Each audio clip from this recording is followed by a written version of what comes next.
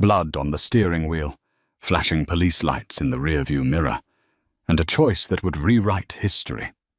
In the criminal underworld, loyalty is paid in souls. When Nora took the fall to save her sister, she expected 5 years behind bars. She didn't expect Dante Cavalli. The rain in South Boston fell in sheets that October night, washing the grit of the city into the storm drains. Nora Cade, a 26-year-old paralegal scraping by on a meager salary, was asleep when the phone call fractured the silence of her cramped apartment. It was her younger sister, Lily. She was sobbing, her words tumbling out in a panicked, breathless rush. "Nora, you have to come, please. I messed up. I messed up so bad." When Nora arrived at the abandoned shipping yard near the docks, her headlights illuminated a nightmare. A matte black Mercedes S-Class was wrapped around a concrete pylon, its front end accordion crushed and hissing steam. Lily was slumped against a rusted shipping container, a gash bleeding freely down her forehead. She was 19, beautiful, and chronically drawn to the worst men the city had to offer. Lately, that meant Tommy Gallagher, a volatile runner for the local Irish syndicate. "Tommy left me," Lily choked out, gripping Nora's coat with trembling, bloodied fingers. "We hit a guy, Nora. A man stepped out of the alley, and Tommy couldn't stop. Then Tommy saw what was in the trunk of this car, and he ran. He took a duffel bag and ran. The cops are coming. I can hear the sirens." Nora's heart hammered against her ribs like a trapped bird. She looked from her weeping sister to the smashed windshield. If Lily was caught behind the wheel of a stolen car, involved in a hit-and-run, her life was over. She had a prior record for possession. This would mean a mandatory 10-year sentence in a state penitentiary. Lily wouldn't survive a month in prison. "Give me your jacket," Nora commanded, her voice terrifyingly calm. "What?"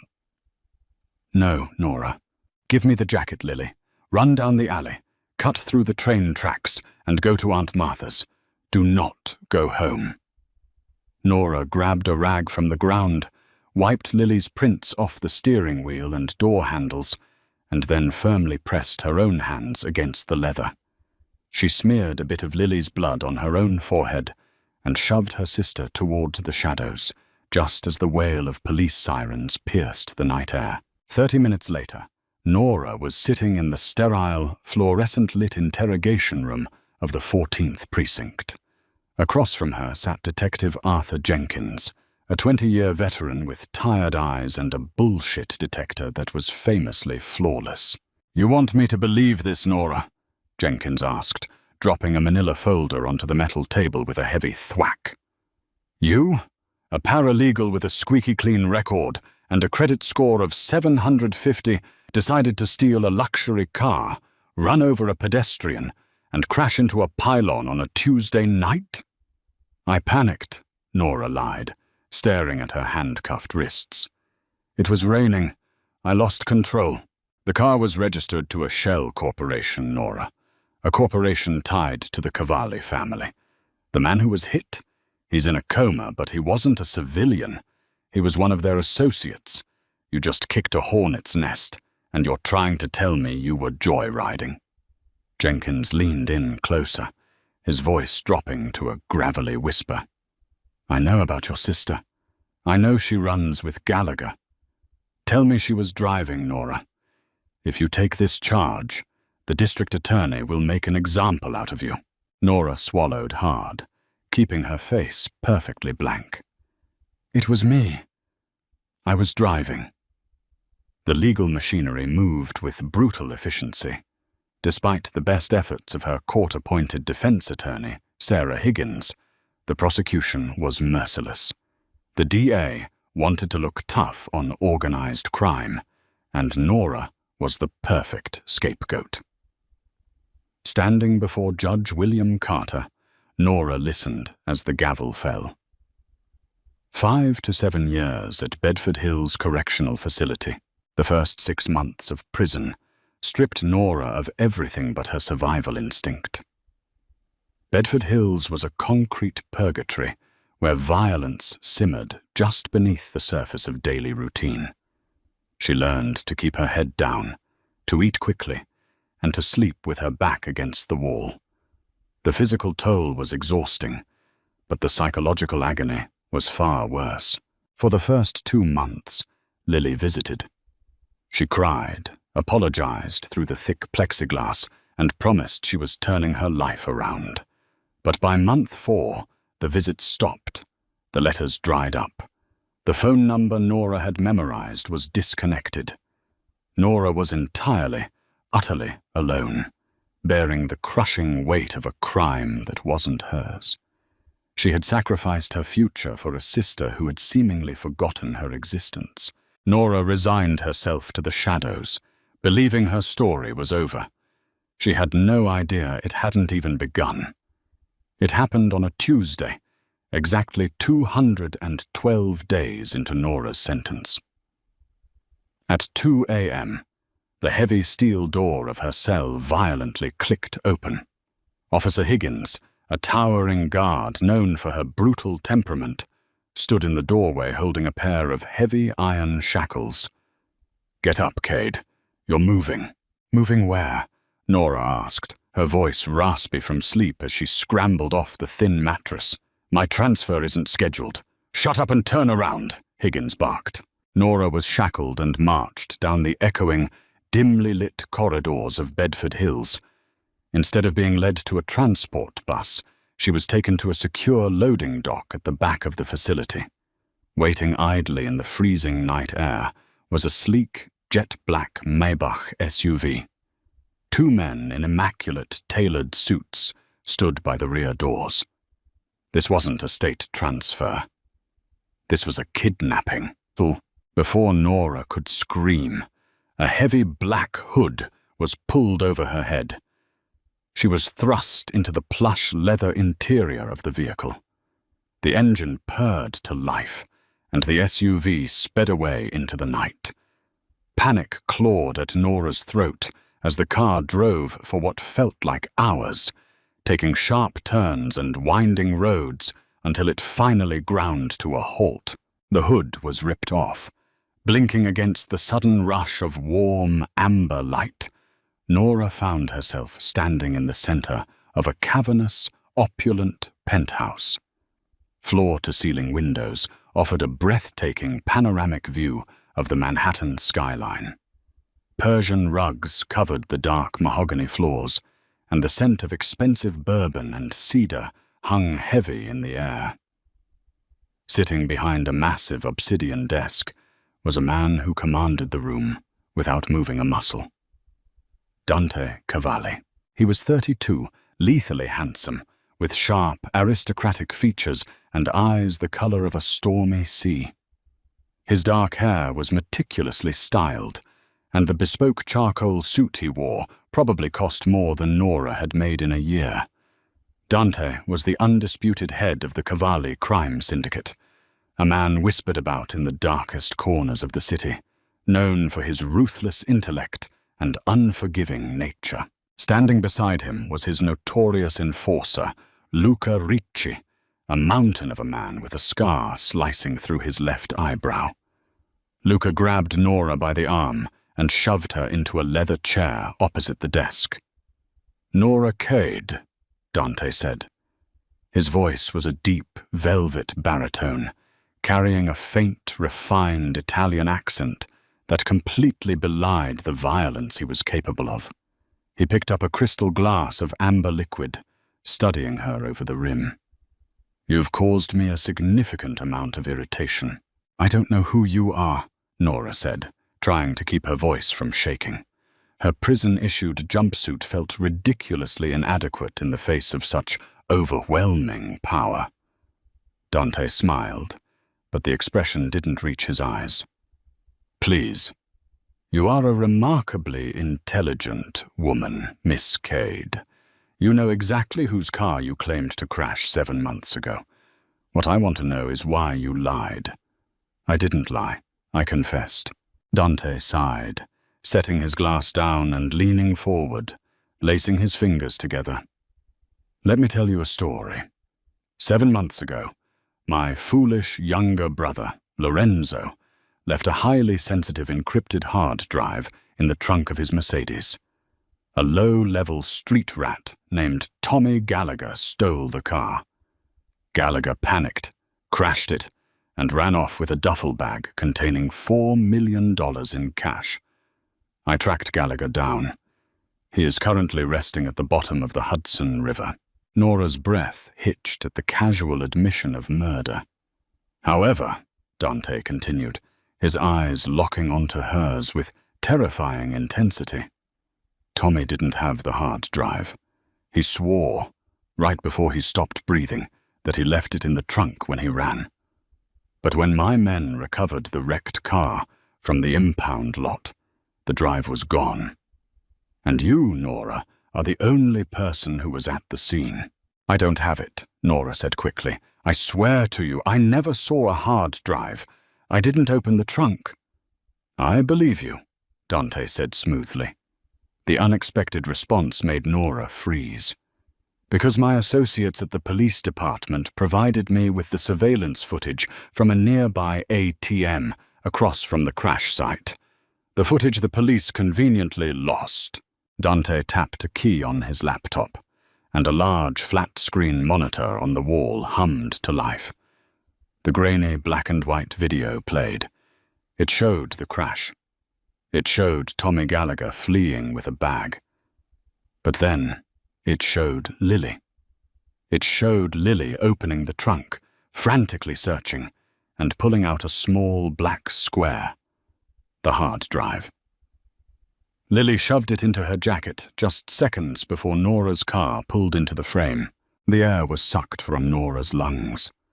Lily hadn't just crashed a car. She had stolen from the Mafia. And she had let Nora take the fall for it, while she walked away with the ultimate leverage. Your sister played you, Nora, Dante said, his voice dropping into a dangerously soft register. She let you rot in a cage while she took my property. 2 weeks ago, my accounts began to bleed. Small amounts at first, routed through offshore banks in the Cayman Islands. Your sister, or whoever she is working with, cracked the encryption. She is stealing from me. No, Nora whispered, tears of absolute betrayal finally spilling over her lashes. Lily wouldn't. She's just a kid. She doesn't know how to do that. She is doing it, Dante corrected coldly. He stood up, walking around the desk until he was standing mere inches from her chair. He smelled of bergamot and gunmetal. I bought off Judge William Carter to quietly commute your sentence and have you released into my custody. You are legally a ghost. You belong to me now. Nora tilted her chin up, meeting the Mafia boss's furious gaze with a sudden, desperate defiance.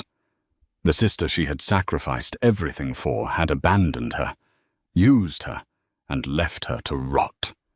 The pain transmuted instantly into burning, white-hot anger. If she has your money and your drive, Nora spat, refusing to cower, why pull me out of prison? Kill me and get it over with because I don't know where she is. Dante's eyes flared with a flicker of genuine surprise, followed by a dark, unmistakable amusement. The women in his world cowered, begged or tried to seduce him. Nora Cade, wearing a dirty orange jumpsuit with no makeup and matted hair, was glaring at him like she wanted to tear his throat out. I don't want to kill you, Nora, Dante murmured, leaning down so his lips were brushing the shell of her ear, sending an involuntary shiver down her spine. You are going to help me find her. You know her habits, her contacts, her mind. You are going to track down your traitorous little sister. And when we find her, you are going to help me take back what is mine. He stepped back, adjusting his cuffs. Welcome to your new life, Miss Cade. Prove your worth and you walk away a free woman. Betray me, and you'll wish I had left you in that cell. The transition from a sterile prison cell to Dante Cavalli's world was a whiplash of silk and steel. Nora was moved into the east wing of his sprawling estate in the Hamptons, a fortress disguised as a breathtaking glass and stone architectural marvel overlooking the Atlantic. She was given unrestricted access to hot water, a wardrobe filled with designer labels, and meals prepared by a private chef. But there were armed guards at every exit, and the perimeter was monitored by state-of-the-art thermal cameras. She was a bird in a gilded cage. But Nora was not the type to sing for her captor. Within 48 hours, she had transformed Dante's private war room into her own command center. Stripping away the trauma of Bedford Hills, she leaned into the one thing she could control, her brilliant, analytical mind. "You're looking at this the wrong way," Nora said one evening, aggressively tapping a silver pen against a sprawling map of financial transactions projected onto a smart board. Dante stood across the mahogany table, a glass of Macallan 25 in his hand, his dark eyes fixed entirely on her. He had shed his suit jacket, his crisp white shirt unbuttoned at the collar, revealing a glimpse of dark ink creeping up his collarbone. The raw, predatory energy rolling off him was suffocating, yet Nora forced herself to hold his gaze. "Enlighten me, Miss Cade," Dante murmured, taking a slow sip of his scotch. "Your hackers are tracking the money through standard offshore funnels in the Cayman Islands," Nora explained, bringing up a separate window, showing a tangled web of shell companies. "But Lily doesn't understand high finance. She's flashy, she's impulsive. She wouldn't just park $4 million and a black market hard drive in an untouchable trust. She wants to wear it. She wants to be seen." Nora typed rapidly on the keyboard, accessing a private database using the proprietary Chainalysis software Dante had procured for her. "I cross-referenced high-end real estate leases in Manhattan, signed in the last 3 months under the names of LLCs with untraceable guarantors. Then, I cross-referenced those with VIP purchases at Cartier and Van Cleef & Arpels. Lily has a weakness for rose gold." A photograph popped onto the screen. It was grainy, taken from a paparazzi shot outside the Baccarat Hotel in Midtown Manhattan. It featured a young woman in oversized Chanel sunglasses and a trench coat, stepping out of a chauffeur-driven Bentley. Dante set his glass down, moving closer to the screen. The scent of cedar and expensive cologne washed over Nora, making her pulse flutter wildly. He was so close she could feel the heat radiating from his chest. "That's her," Nora breathed, her chest tightening with a sickening mix of rage and heartbreak. "She's using the alias Chloe Carmichael. But she's not alone." Nora clicked to the next slide, revealing the man holding Lily's waist in the photograph. He was older, sharply dressed, with silver hair and a smug, aristocratic face. Dante's jaw tightened, a muscle feathering in his cheek. "Harrison Caldwell." "You know him?" "Everyone in the financial district knows Caldwell," Dante snarled, his voice dropping to a lethal octave.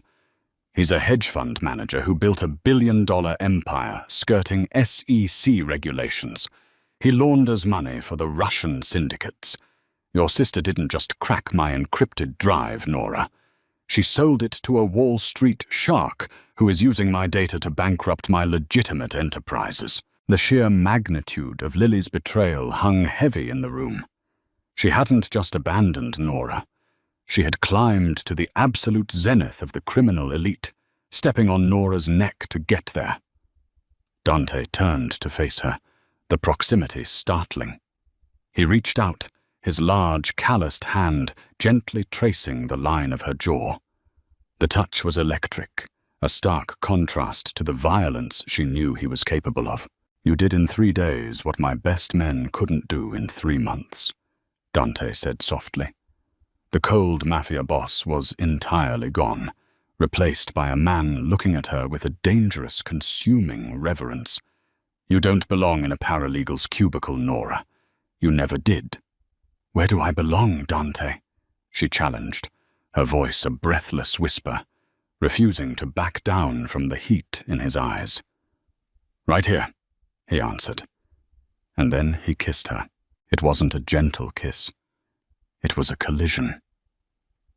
Dante's mouth crashed down on hers, claiming her with a fierce, possessive hunger that stole the breath from her lungs. Nora gasped, her hands instinctively tangling in his dark hair as he backed her against the edge of the mahogany table. All the pent-up adrenaline, the terror of prison, the agonizing betrayal of her sister, and the undeniable, magnetic pull between them ignited in a wildfire of raw passion. When he finally pulled away, both of them were breathing heavily. Dante rested his forehead against hers, his thumb brushing over her swollen lower lip. We take them down tomorrow, he promised, his voice rough. And when the dust settles, I'm giving you the world. The private auction at Sotheby's on York Avenue was the pinnacle of New York's dark elite. Behind closed doors, priceless antiquities and illicit artifacts changed hands over flutes of Dom Perignon. It was an invite-only affair, and Harrison Caldwell was the guest of honor. Nora stepped out of Dante's Maybach, the flash of city lights catching the intricate beading of her emerald-green Oscar de la Renta gown. The dress clung to her curves like liquid glass, with a slit that revealed the strapped holster strapped high on her thigh, a gift from Luca. Dante walked beside her in a bespoke midnight blue tuxedo, his hand resting firmly, protectively at the small of her back. They looked like royalty. They moved like assassins. The ballroom was a sea of diamonds and deceit. Nora's eyes scanned the crowd, her heart hammering a frantic rhythm against her ribs. Then she saw her. Lily was holding court near a display of Renaissance tapestries. She wore a stunning white silk dress, a diamond choker glittering at her throat, laughing flawlessly at something a senator was saying. Harrison Caldwell stood beside her, looking thoroughly pleased with his beautiful, deadly trophy. Luca and the men are securing the exits, Dante murmured in Nora's ear. Caldwell's security team is being quietly disassembled in the coat check. She's all yours, Mia Regina. Nora took a steadying breath, detaching herself from Dante's side, and glided across the marble floor. As she approached, Lily turned, the champagne flute slipping from her manicured fingers and shattering on the floor. All the color drained from Lily's face. "Nora," she gasped, her voice trembling. How are you here?"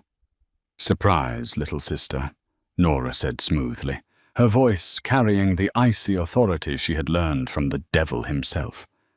Caldwell frowned, stepping in front of Lily. "Who are you?" "Security."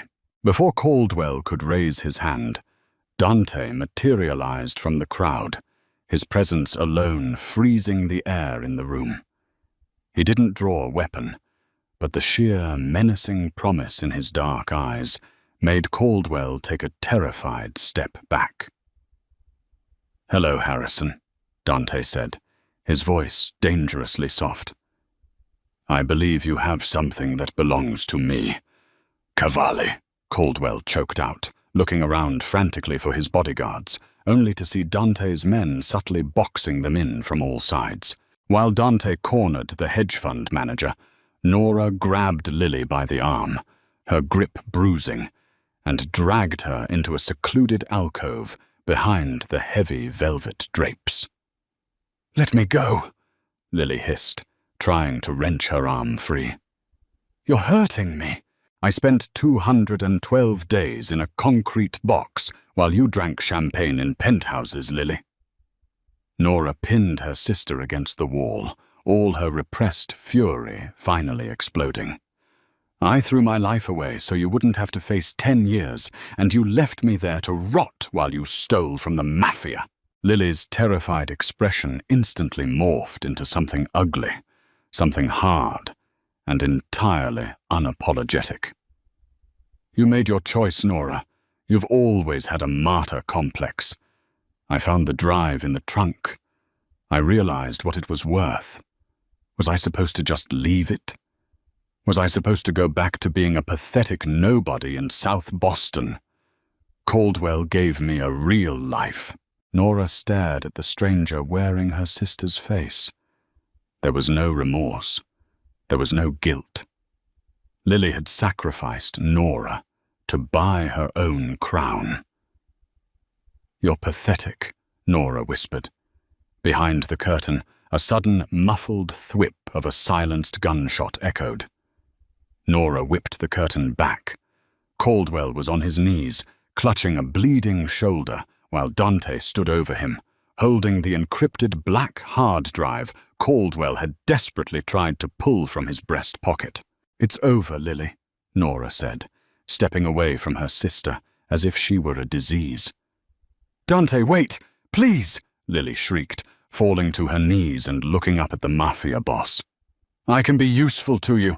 I can tell you all of Caldwell's offshore accounts. Just don't kill me." Dante didn't even look at her. His eyes were entirely on Nora. "She's your blood, Nora. You decide." The power of life and death rested in Nora's hands. She looked down at the trembling, sobbing girl who had ruined her life. It would be so easy to let Dante's men take her away. It would be so easy to let her disappear. Instead, Nora pulled a sleek, encrypted smartphone from her clutch. "I'm not a murderer, Lily," Nora said coldly, "but I am a very good paralegal." Nora tapped the screen, sending a massive, meticulously compiled file containing all of Lily and Caldwell's money laundering operations, wire frauds, and stolen assets directly to Detective Jenkins at the 14th Precinct. "You're going to Bedford Hills, Lily," Nora said, her voice devoid of any emotion. "And I promise you, I will never come to visit." Sirens began to wail in the distance, cutting through the crisp New York night. Dante signaled to Luca, who hauled Caldwell to his feet. They had the drive. They had won. They slipped out the private staff entrance just as the NYPD swarmed the front doors of the auction house. Back in the safety of the penthouse, the city glittering like a bed of diamonds below them, Dante poured 2 glasses of scotch. He handed one to Nora, his dark eyes studying her carefully. "I transferred $5 million into a secure Swiss account under your name," Dante said quietly. "Your record is expunged. The DA dropped all charges citing new evidence. You are entirely free, Nora. You can walk out that door, and no one in my world will ever touch you." Nora looked at the door. She thought of her old life, the cramped apartment, the endless files, the terrifying, agonizing loneliness of doing the right thing for people who didn't care. Then she looked at the man standing before her, a monster to the world, but the only man who had ever truly seen her, valued her, and fought for her. She set the glass of scotch on the desk, walked over to Dante, and grabbed the lapels of his suit, pulling him down until their lips were a breath apart. "I'm not going anywhere, Cavalli," Nora whispered fiercely. "You said I belonged here. Prove it." Dante's eyes flared with a triumphant, possessive fire. He swept her off her feet, carrying her toward the bedroom as the city burned brightly below them. Nora Cade had died in a prison cell, but a queen had been born from the ashes. Did you love the intense twists and the dark, consuming romance of Nora and Dante's story. If you couldn't tear your eyes away from this epic tale of betrayal, power, and revenge, hit that like button right now. Don't forget to share this story with your friends who love a fierce mafia romance, and subscribe to our channel for more thrilling, real-life drama stories. Drop a comment below. Would you have forgiven Lily, or did she get what she deserved? See you in the next video.